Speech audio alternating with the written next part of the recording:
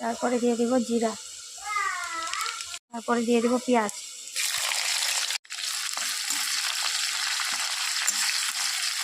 তারপর দিয়ে দেব আস্ত রসুন, তারপর দিয়ে দেব আলু,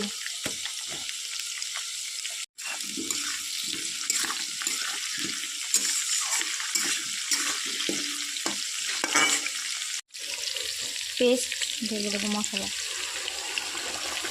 এখন দিয়ে দেব মাটন, হলদি, লবণ। মাংসটা সিদ্ধ হওয়ার জন্য দিয়ে দেবো অল্প চিনি, জিরার গুঁড়া, দিয়ে দিলাম 1 চামচ ভাজা গুঁড়া।